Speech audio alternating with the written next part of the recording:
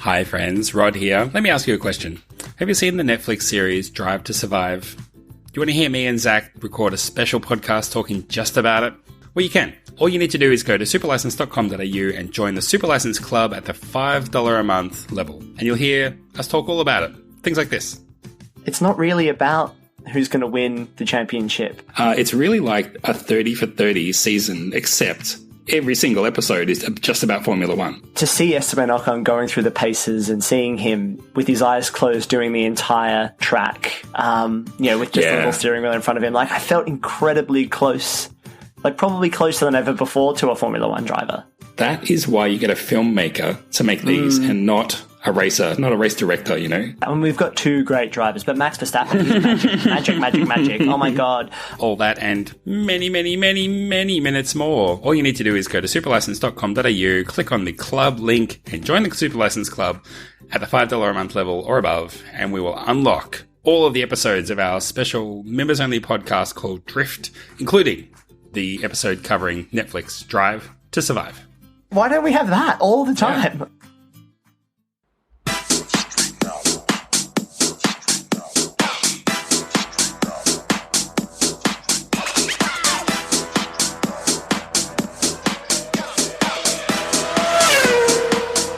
Hello and welcome to the Superlicense F1 podcast. I'm one of your host-arinos and my name's Rodney. I am a co-host Arino. My name is Zacharino, I suppose. What? God, I hate this. I do not like this at all. This is fun. Come on, we can do this for the whole show. Let's do this. You mean whole show Arino? The whole show Arino, yeah, that's it. The whole kit and caboodle Arino. Zach, it's time to get into the German Grand Prix. It was a couple of days ago, but boy, what a great one. And I mean, no one's going to be forgetting this one anytime soon. No, this is a real advertisement for the sport. I was riveted the entire time. And it was funny because I hadn't really been I watched a bit of qualifying the day before, and then I hadn't really been paying attention during Formula One on Sunday morning. So when I switched it on, and the first scene was a shot down the main straight, and it was wet, and I was like, "Oh yes!" Like I actually exclaimed, and I was like, "What? What?" My partner was like, "What? You okay?" And I was like, "Yeah, it's raining. It's raining in Germany. The rains are here. It's on." And apparently it went from something like 43 degrees Celsius to a huge thunderstorm. So yeah, man, they really copped everything. Good on the German fans for sticking it out. Yeah, exactly. Or a lot of the Dutch fans as well, I'm sure. Well, the Dutch fans, it is called Dutcherlander, so I guess there is that. That's so wrong. Kind of, a little bit. But I'll tell you, if you want to know a little bit more about Germany, I've got a German intro. Here we go. Are you one of the thousands of Germans struggling to find an affordable place to rent? Do you love sausages, bratwurst, and Ross bratwurst? Why not relocate to sunny, forested Hockenheim? With 16 turns, 4 bedrooms, 2 bathrooms, and parking for 20, Hockenheim is completely furnished. All you have to do is move in and bathe in the serenity. With good schools nearby, convenient shopping, a skating ring, and a Spätkauf on every corner, you'll wish you'd moved here sooner. You'll be saying, we're far enough an Autobahn, because Hockenheim is just 20 minutes from the Heidelberg CBD. And here's a little tip. Don't forget to sprechen Sie Deutsch before you reckon Sie Deutsch, and you'll have a Hockentime in Hockenheim. So what are you waiting for? Get your first 2 months deposit ready, and let's gallop into Germany, baby. Nailed it. The best one so far. For the best race, the best intro. Miles ahead of what Crofty's was this week. He barely even mentioned anything good at all. Junk. Absolute junk. Most people don't know this either, but about Crofty's intros, I happen to know that he spends upwards of 3 or 4 days writing those. This one took me 5 minutes. Incredible. I mean, that's just raw talent coming through there. Oh, man, it was great. Should we just get right into it? Yeah, I agree. Let us race a bit. I gave him space. Suck my balls, mate. Let's hurry up and get out of here. We got a race to do. Racerino in Germany. Boy, Zach, I mean, you know what's coming. We usually begin our race recap with a quick, brief, succinct 30-second recap of the entire race. Oh boy, never have my sympathies for you being greater because it's unfortunately your turn to give us a recap. How are you feeling going in? Are the nerves like spiking I'm or what? Feeling, my hands are sweaty, palms are sweaty, mum spaghetti, whatever you say. Yeah, things are rough. Yeah, chest sweaty, back sweaty. It's actually just very hot in here. Behind my knees, a bit sweaty actually. Jeans were a bad choice. Should have gone the shortos. Yeah, shorterinos. Well, I don't want to give you too much preparation time because I actually just want you to sweat and actually just want to see how you squirm under the pressure of the 30-second video podcast ticking timer. We'll stick with the 30-second timer. I would love to redo this timer and make it a little bit more, like, just feel like the pressure is really, that you're really under the crunch, you know? But yeah, if you're ready, I'll give it a starterino.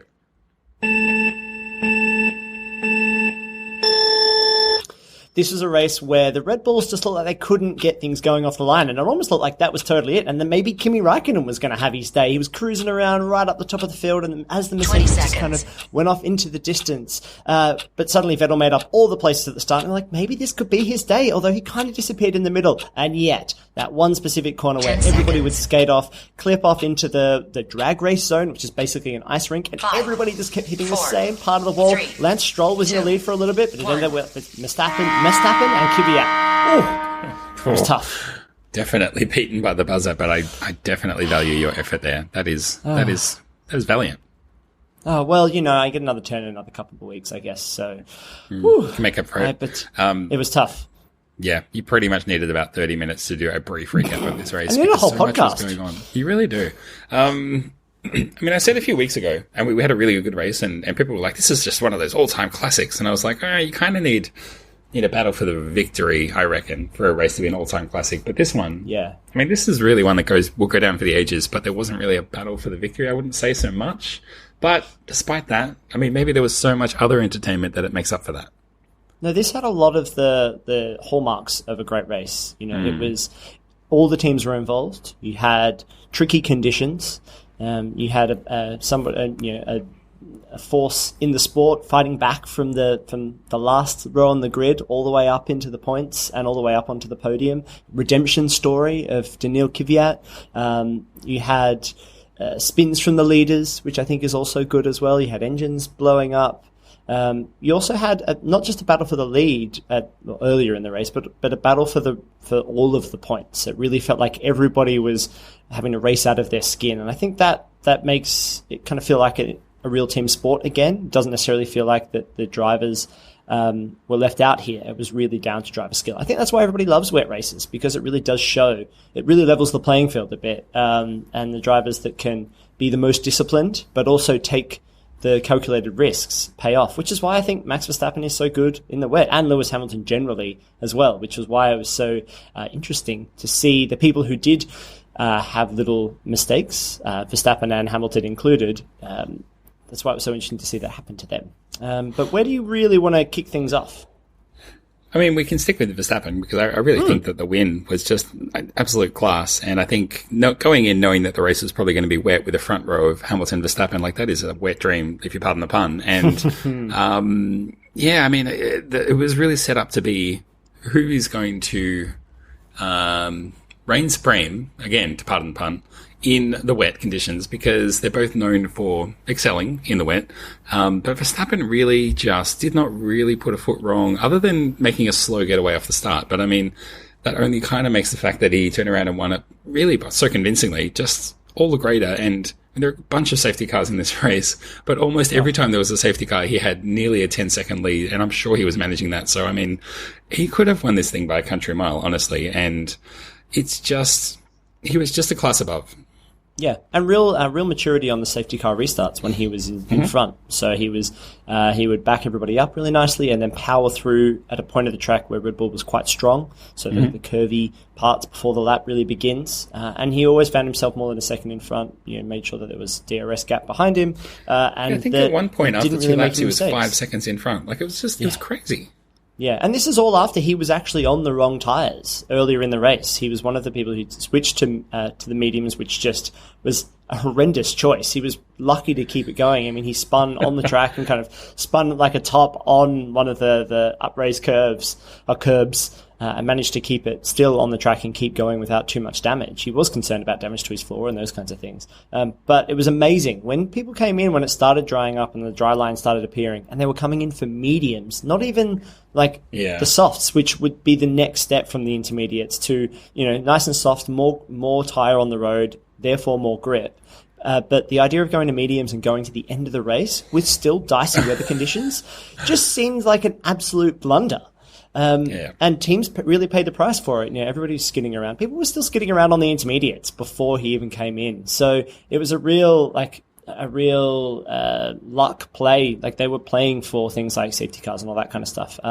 But he did say that, maybe that he should have been a little bit more argumentative and should have maybe stayed on the inters. But really, as you said, utterly mature performance from Max Verstappen.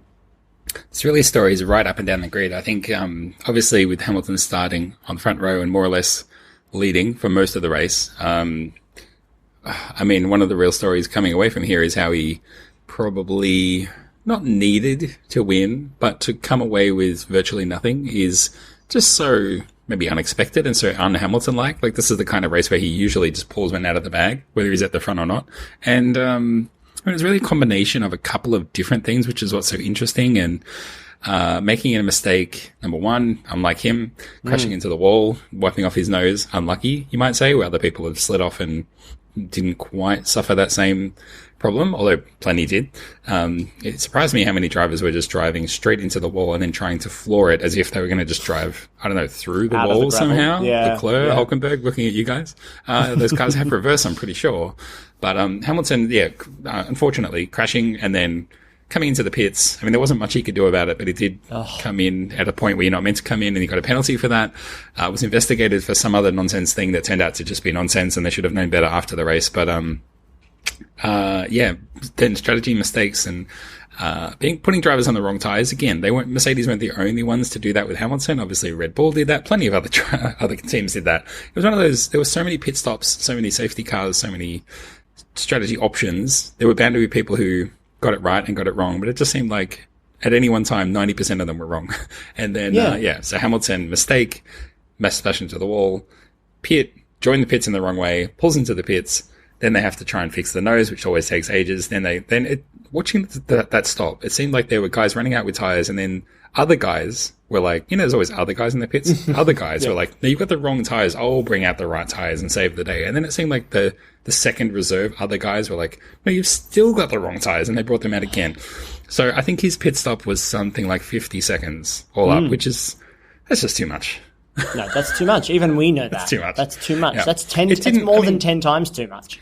He only fell, I think, about 4 or 5 places, but it was just done. He was cooked by that point. And things just went from bad to worse, truly, from there, because of getting the penalty. It really just spooked them for their later pit calls. We're like, but if we pit, we'll have to serve that penalty. And it's like, dude, you'll have to serve it anyway. And I don't know if you've seen Hamilton driving in the wet, but he's pretty handy. Yeah, he can make up 5 seconds. It was a funny thing because it's something we wanted to talk about maybe a little bit later, but the fact that this is a race that is sponsored by Mercedes, it's the Mercedes-Benz German Grand Prix de Hockenheim, blah, blah, blah, blah. They came in their 1950s gear to celebrate 125 years in racing or whatever it is. I don't understand that. Why the 50s gear? If it's 125 years, I think why not gear from 125 years ago? Why are we dressed like gangsters from the 50s then? Yeah, exactly. Why not the bowler hats, with visors that pop down? That'd be great. But they put a huge amount of pressure on themselves, and you could see that Toto Wolff, even post-race in his interview, he was like, that was just too much. Like, we should be focused on the racing here. He expects 1-2s every week. He's the driving force behind making sure this team achieves its potential. They have the potential to win every single race, barring things that are out of their control or driver error or, even mechanical stuff shouldn't really be happening as far as Toto Wolff is concerned to Mercedes. So he was just like a bit livid after the race. He was like, all of this is a bit of bullshit. Really, we should be focusing on the racing. And because of that, I don't agree with that. But because of that, I felt like that push, when they could have played a more conservative hand here and just waited for things to go wrong to people in the front, or just applied a little bit of pressure, but not too much. And that's epitomized by what happened to Bottas, just trying to apply too much pressure to overtake for the lead, or to find a way past to continue to fight for the lead. And he just made a kind of mistake that was happening to everybody, but he was in a position to just kind of coast for the rest of the race. Not coast, he would have had to probably fight Vettel at some point, but could have been in a position to take good points home, but instead him and Hamilton end up with almost nothing. So I think that's. If Bottas had stuck it in for second or even one, we would go, well, look, bittersweet. But for everything to go so completely wrong for Mercedes, it's heartbreaking at their, home track. Like you said, they were all dressed up in their monkey suits. And I don't agree with Wolf either when he says, we shouldn't be turning the race into a fancy dress party. We should be racing. But, I mean, you wouldn't have felt any better if they had the same result and they just played it straight like a normal race either. So, it was just one of those things. But I'm sure you feel like a total idiot when you're the guy, dressed up like that suspenders. and things have also gone wrong. It's not a good look, but, the way you look wouldn't have mattered. It reminds me of how Red Bull do all of the lederhosen and stuff at the Red Bull Ring. And every time they've dressed up like that and done that, it hasn't really worked out very well for them. Not always, no. So, yeah, I don't know. What do you say? I mean, Hamilton finished out of the points. Some penalties to the Alfa Romeo drivers promote him and Kubica up into the points. Amazingly, Kubica gets a point for now. It's provisional because there's talk that Alfa may be able to appeal that decision and they may get their point back. But, I mean, let's pencil it in for now. We can go over it with pen later. So many other stories, though, so I don't know which ones you want to get into. Maybe let's finish off the podium or... Yeah, why don't we just talk about Ferrari generally? So this is Tim's feast or famine with Ferrari at this point. Vettel he made up like 6 places off the start. If you haven't seen the onboard. Cockpit onboard, that's the word. I always struggle with that. Onboard camera. It's 2 words, but they make it one. Yeah, that's what 3. The onboard camera of Vettel's start, where he starts off and then everybody kind of goes to the outside line and he's like, I guess I'll just stay where I am then, and just drives down, like literally drives straight down the straight. It's like, the inside is the fastest line, right? Yeah, he just Crazy. Was like, nobody's got any grip, so I might as well just don't turn the wheel and just drive straight. And he was already nailing it from then on. But this is also after they had great pace in practice and looked to be the fastest. And it's like, of course there's practice, but then guess what? Mercedes are going to take pole and they're going to win anyway. That's usually, you can't always, you got to take practice speed with a grain of salt. But they looked fast, and then this horrendous qualifying where Vettel doesn't even set a time at all. And then Leclerc gets into Q3 and he doesn't set a time. Like, this is just nuts. So for them to turn it around, and obviously the 20th to 2nd, I mean, last year we were talking about Hamilton 14th to 1st while Vettel crashes out and walks away with nothing, and total role reversal this week. Yeah, incredible drive. It seemed like he was kind of missing for a lot of the race. It was a difficult race for the race director and for the camera people and the people running the stream because there was a lot going on all the time. So we didn't see as many of Vettel's overtakes as maybe as we could have. But then by the time that last part of the race happened and he was on fresher tyres and just had the pace, he was overtaking everybody. And it looked like he could... it looked like he could have one more lap. He might have been able to win this race. I don't think Verstappen was going as fast as he maybe could have, but it would have been really great. I was just wishing for those laps that we spent behind the safety car at the start. If we'd had those at the end, it would have been an incredible battle between Verstappen and Vettel. I'm sure Vettel would have run into him like he has all season. And then Daniil Kvyat would have won, and that would have been insanely great. But we'll just have to settle for a Vettel second. Thought of that. Yeah, I know. Maybe the other redemption drive alongside Kvyat was Vettel turning back the clock. He's still not that old. He shouldn't necessarily need to turn back the clock. But it does in stark contrast to Leclerc. It's not even just that he returned back the clock, but it's that it's a complete reversal of form from literally the last 12 months from, kicked off from last year here in Germany. 12 months of mistakes and underperforming and, I don't know, scratching his head and saying, this isn't the sport I fell in love with. All of a sudden, he looks like he's back in love with the sport again. Leclerc, another guy who was driving well, in a good position. One of the many who found himself having an excursion off the track a couple of times actually, and he hit that ice rink section that everyone's calling it, and had some pretty strong words to say after the race, like, it's friggin' ridiculous that there's an ice rink there. Why is there an ice rink there? Can't you freeze ice and drop it somewhere else? Well, everyone had to drive on the same track. I saw someone say, who was it?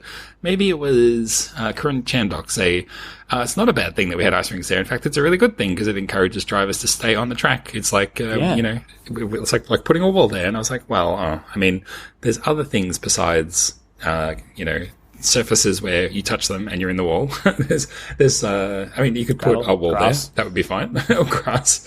Yeah. But, it did seem to be catching so many people out, and I wouldn't be surprised that all of that's not there maybe next year. But unfortunately, Leclerc, another one who could have won but just did not. Yeah, especially after all the luck. It just felt like every single time he needed a pit stop, the safety car was there, and he was like, "Oh, I was going to pit anyway. Great, let's come in, cheap pit stop."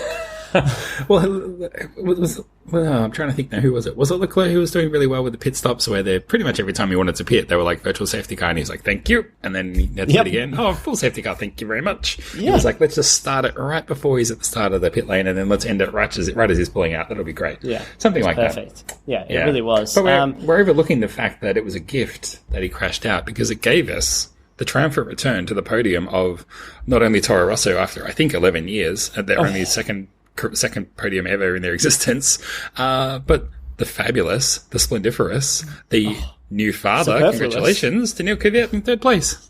Yeah, congratulations to Neil Kvyat, and he seems so well mannered. He was multiple times. He had to tell journalists post race, it was like, "The baby has been born. Stop telling me that I'm expecting. It's born last night. I haven't told everyone because we're here at a Formula One race, and it's not, meant to be super just public, and we'll decide on a name tonight. It's everywhere, it's fine." But I think and then they were like, Hockenheim, surely. Oh, yeah, the Hock. But he was very mild about the, so you can push your way into that Red Bull team. He's like, "I just want to achieve as much as I can in my Formula One career. I want to keep pushing. I want to keep showing that I'm very good." Yeah. So he said all the right political things to not be like, "Hey, you should definitely put me in the Red Bull car because that guy's behind his back, he's like stabbing a voodoo doll of Gasly." Yeah. Well, Dr. Helmut Marko was like, we're not going to change drivers mid-season, which is exactly what you would say. Yeah. If you wanted to make sure Gasly had a good, maybe race before the mid-season break. But I would not be surprised to see Daniil Kvyat trialed in a Red Bull at some point this year. Maybe testing or a free practice, something like that. I see what you did there. That's a really good point. I mean, obviously, with one race before the summer break, you probably don't change it because they've got to learn new cars, new procedures, change teams. It unsettles everything. You would at least go to the summer break. But I think you made a very important distinction there where Helmut Marko can very easily say, Pierre Gasly has our confidence for the rest of the season. That doesn't mean that he might not swap out for 2 races, 3 races, 5 races. He might still be there at the end of the season, technically, but he may not actually drive every single race.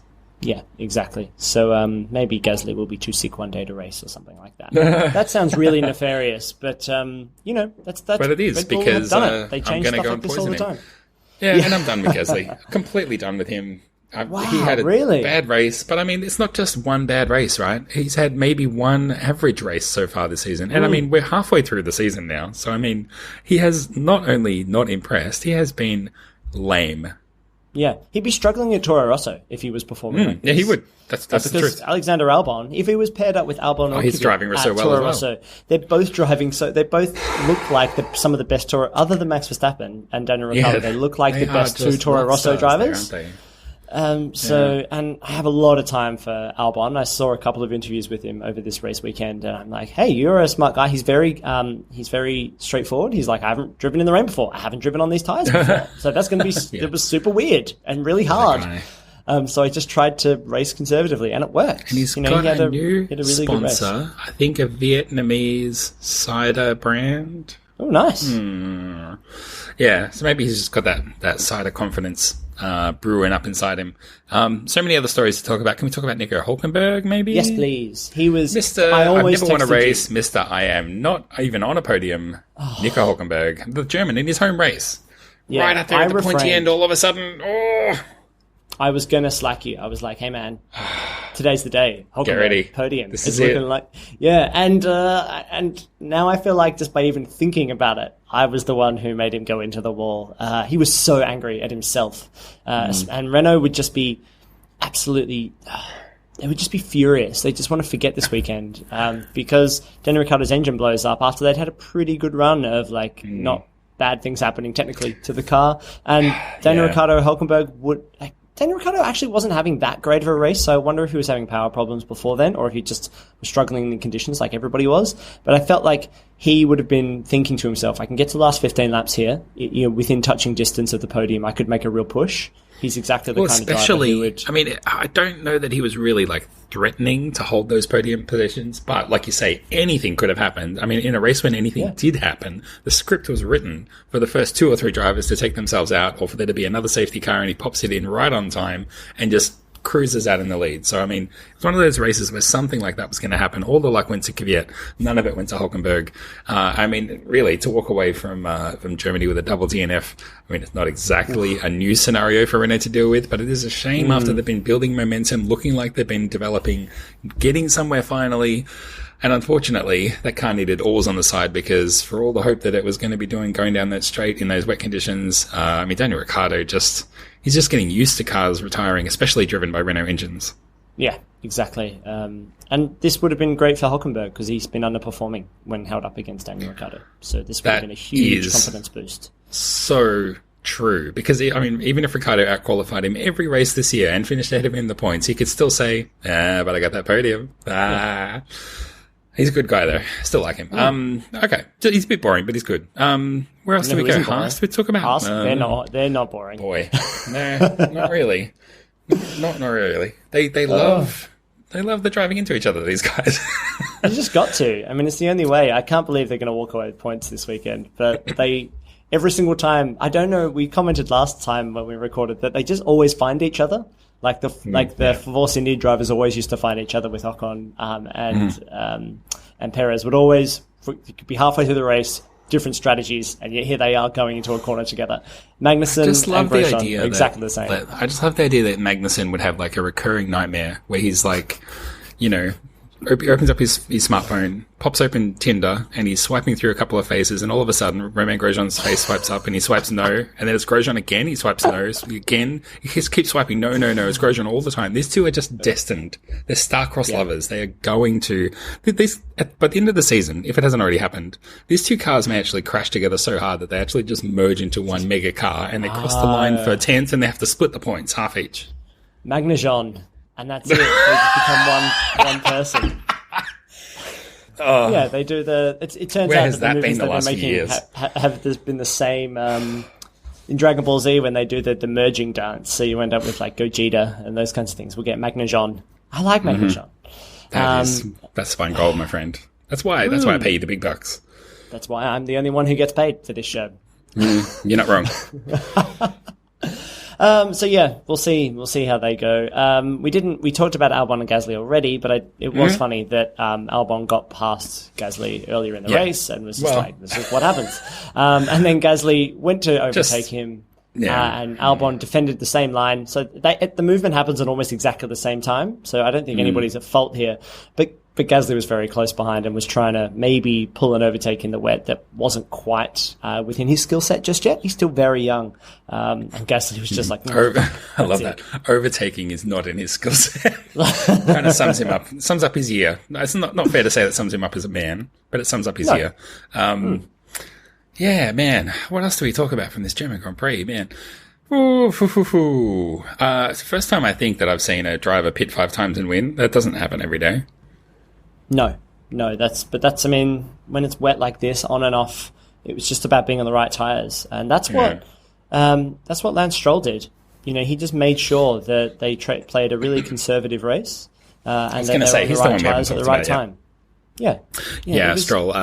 He was the guy who just from out of nowhere, Racing Point were just like, I don't know, slicks. And he was like, I don't even know, man, whatever. I'm just a cool Canadian dude. I'm just going to cruise in and you can just do whatever you want and I'll just drive away. And all of a sudden he's like nearly winning and then he leads for a little bit. I think he finished 4th. So, I mean, I'm kind of torn on this one. On the one hand, it would be an amazing story for him to like just get up and win from out of nowhere. On the other hand, it would annoy me so much. It would have just annoyed me so much if he had won. I'm kind of glad. 4th is, I'm 4th is the only way my blood pressure will remain stable because, anything better than that, that would have been unjust. But at some point, are we going to forgive him for his dad owning the team and him just being there? Because it's not his fault. You know? Do you have to be angry at him? Just let me be angry, okay? Okay. I'm just going to let that go. Let's let you be angry. No, look, I mean, he's got this whole attitude of like, what's worse than a bad pay driver? Oh, no, you know what's better than hang on, let me try that again. You know what's worse than a pay driver? Let me try one more time. You know what's worse than a pay driver? A bad pay driver. And I couldn't agree more. But having said that, he's not a good pay driver either. So for him to come up and just fluke a win, he's been so average. What has he done that's been amazing? He has one podium in a bonkers race in Baku from a few years ago, which was already bonkers. I mean, for him to have had 2 podiums from 2 bonkers races, that just underlines how average he is. Let's have a look at the driver standings. Where is he? Okay. Let's see. Stroll, Racing Point, BWT, Mercedes, 18 points. That puts him in front of, or the same as, Magnesjean, Hülkenberg, Albon, Perez, Grosjean, Giovinazzi, Kubica, and Russell. He is the 12th best driver in Formula One right now. Yeah, but let's name some of them again. The 2 Haas drivers, Magnesjean? The guys that love crashing into each other. You're counting Russell and Kubica? Are you serious? His teammate. Yeah. Sergio Chico Perez. Their car has been garbage, and he just finished 4th in a race when Perez didn't score anything. I mean, you're being very generous there, I feel. Hey, he finished, right? Doesn't matter if it's an inch or a mile. Yeah. We'll see. Yeah. I'm putting Lance Stroll in the bottom of the jury still out pack now. I'm moving him out of crap to, we'll see. The bottom of the we'll see. All right. Who's better, him or Gasly? This year? Just like he's currently in the world. It's a bit like saying, which one would you rather eat? 7 ridiculously hot chilies or 8 ridiculously hot chilies? Thanks for the great choices so you there, can friend. say that you ate 8, right? So you can be like, I ate 8 of them. Because if I ate 7 I ate them. I ate 7 of them. I 6'd 5 of them. Wow. Really? I think going off the rails here. I think the race is covered. I think we did really well. I think we could just play my 30-second recap, actually, really, and just forget about the rest of it. It was all pretty much there, especially the fact that you were dressed up in those overalls and you look good in one of those cabbie caps. Let's go into the fantasy update from the Fantasy League, our Super License Fantasy League. Let me have a look at the results. Oh, yes, that's right. I gained a valiant 2 places, a glorious 2 places that I gained, while you gained only a pathetic 2 places. So, unfortunate result from you. It's really pathetic, really.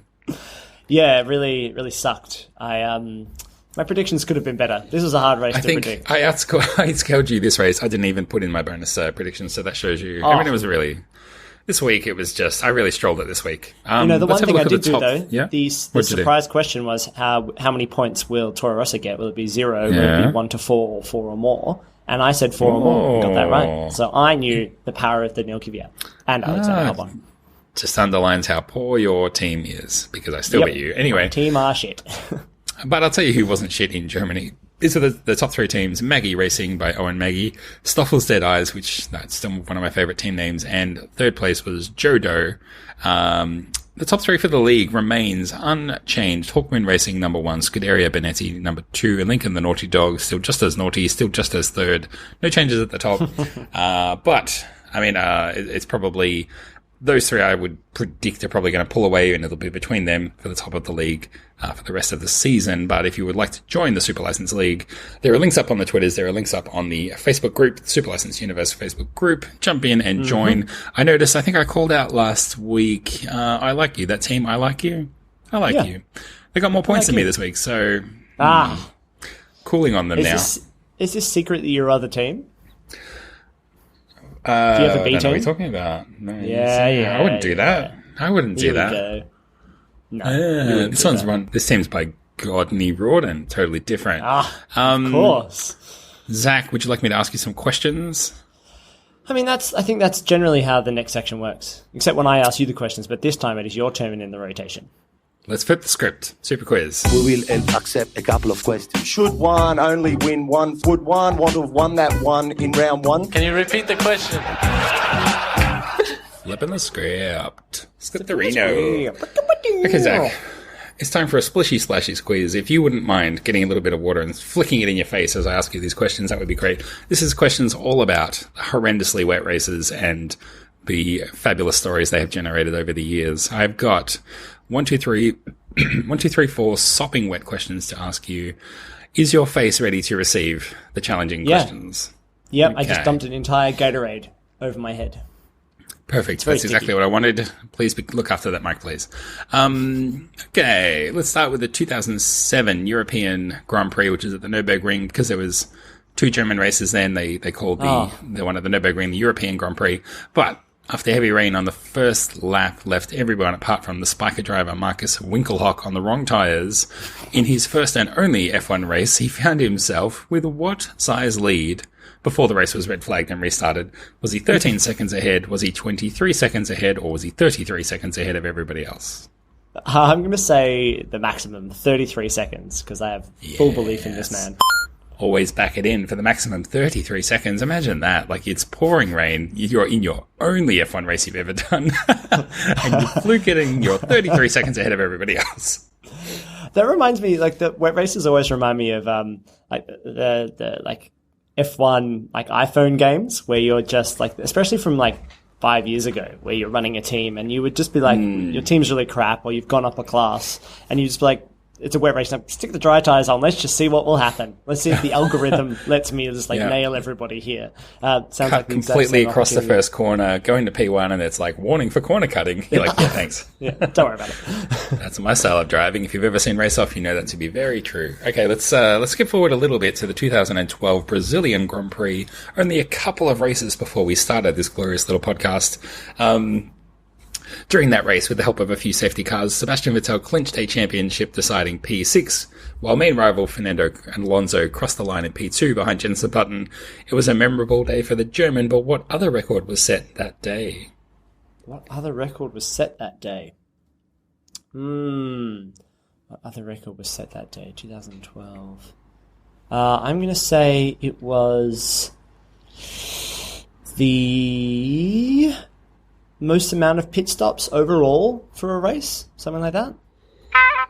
You're sort of in the right area in terms of it's the most of something. It was the most overtakes in a single race, 144 overtakes. Right. And that record was held until the 2006 Chinese Grand Prix, which had 161 Chinese Grand Prix overtakes. Wow. Imagine doing a 30-second recap on that one, man.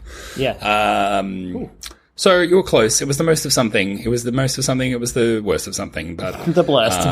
I'm afraid you walk away with that one with no points. Let us skip ahead to the 1998 Belgian Grand Prix, because by ahead I mean go backwards. The 1998 season, I recapped the whole thing a while ago on our website, but the most memorable race from that year was a torrentially wet race at Spa. So Zach, I want you to tell me how many of the 22 cars that started the grid were wiped out after an incident at the hairpin of that race. Oh, I think I can bring this up in my mind. There's like 9 or 10 cars that get caught up in that. Like, it's the whole back of the grid. I can bring this up on Wikipedia, by which I mean my mind. No, my mind, Zachopedia. I wish I could get more people in there to make changes. I'd back them all. They all seem good. I'm going to say needed. that... Yeah, I'm going to say that 12 of the races did not finish. So we are going to only... Out of the 22, 12... had a rough day and DNF'd. Boy, you could not be closer. There were 13 cars that were totaled. Could not be closer without getting it right, I suppose. 13 of the 12. And if you watch the replay, and I'm sure if you go to YouTube and type in 98 Belgian Grand Prix, you'll see just that crash. But it looks like literally every car is wiped out. It's incredible. But 13 were totaled. And this is back in the days when each team had one spare car. So if you were the lucky driver to wipe out while your teammate stayed on track, you could go jump in the spare car. But a couple of teams on that day, both of the drivers got wiped out. And it's like, well, I guess we'll toss a coin or something, or whoever races back first gets it. I also remember watching that race and spying in the back of the garage a young Maurizio Rivabene. So I think there's screen caps of that on my recap on the website if you want to go back and dig that one up. But an incredible race. Yeah. Maurizio Rivabene. I miss his name. Yeah, it just shows that he's been around for a long time. Like, that was 98. You know what I mean? Yeah. Like, he was around then. Anyway. You could still smoke in the garages back then. Still smoking. You could definitely do that. I think he just flicked it. Like, he actually ashed in the actual fuel tank. That was how they did it back then. Let's skip from there back forward a little bit to the 2011 Canadian Grand Prix. One of the most famous wet races, because it went down as the longest ever F1 race. It's still going, I think. Yeah. It was an absolute epic. Pootering around. Exactly. It was finally won by Jenson Button. He had incidents with his teammate Lewis Hamilton and later with Fernando Alonso, which left him running last before his mega comeback. The question for you, Zach. Which driver joined Jensen on the podium on that fateful day, who also had a strong showing in this race? What year was it again? 2011. 2011. Yeah, I famously missed this race and then had to watch it back. Really shitty. I mean, it was great to watch back, but too much time. I'm gonna. God, was it Pastor Maldonado? I'll repeat the question. Which driver joined Jensen on the podium that day, who also had a strong showing at this weekend's race? Oh, this weekend's race. Sorry, not that weekend. The German Grand Prix 2019. Was it Sebastian Vettel? Yes, it was. Sebastian Vettel, P2 for both of those races. I was hoping you were going to overthink it and go, it'll be like Kubica or someone like that. But no. Sebastian Vettel, P2 all the way back then, and Sebastian Vettel, P2 here. He just loves being involved in a race where someone comes from last to very near the front and finishing in P2. He's meant to be the wet weather specialist. He just hasn't really had the opportunity to be, because Lewis Hamilton is the wet weather specialist, actually. Yeah. And also Verstappen's pretty good. He is also pretty good. He's pretty good generally. Top 5 finishes for the last million races. Yeah, I heard that too. I don't know, he's only like 15 years old or something. Yeah, exactly. Yeah. And loves the colour orange for some unknown reason. I can't work that out. Please someone explain that to me. Well, Zach, that's the fantasy relook done. That's the quiz done. That's the race recap done. There's only one thing left to do, which is our final thoughts for the week. It's been a hell of a week. It's been a heck of a couple of days for me. And I just don't know that if there's... Has there been anything that has piqued your curiosity, that has stuck around in the old Brainerino and still bubbling to the surface days later after the race? I did want to talk about the 50s kit because it was less about that specifically and more about the seriousness of which this sport is taking itself. Because Toto Wolff is so angry about we wore all this dumb stuff and really we should be here in black and white only with our laser focus and precision engineering. When I think that we could do with a bit more fun, and not that marketing push fun that Red Bull bring, because it is just a marketing brand, but more of the just kind of, laissez-faire attitude that this should be a fun thing, that it's exciting, that everybody's out there, and that everybody's taking part in this Formula One race, and that it's a global sport, and that the whole thing should just be a bit more. We should be a bit more enthusiastic about it and about how fun the sport is, and maybe we do need more of the Monaco feel at every single race. That maybe it needs a bit more glitz and glamour and more drivers turning up on motorcycles and a bit more, maybe less venom. Let's stop looking for the baddies and more, look for bring the fun personalities to the fore, and drivers should be, take for example, Daniel Ricciardo, his Instagram story this week of all the drivers stuck in the lift together. Did you see this? Wait, what? No, I didn't see this. This was during the week. All the drivers were, not all the drivers, but a lot of them, felt like 10 of them. Bottas, Grosjean, Magnesjean, Ricciardo. I think Verstappen's in there. Lando Norris is in there. I think Albon is in there as well. They're all stuck in a lift, all in their branded gear, not their race suits, but all in their branded gear, stuck in a lift together. And Daniel Ricciardo's like, flick on the Instagram story, mate, because here we all are, stuck in a lift. And he's like, it's kind of getting hot in here, actually. And just just a little bit of insight into, these guys spend a huge amount of time together, and they're all people, and they're funny, and they're fun. And I wish we saw more of that. I mean, his recent clip from the press conference where he asked Lando Norris whether he has pubes needs to be seen to be believed. But I get a feeling for what you're talking about. That's a good thought for the weekend.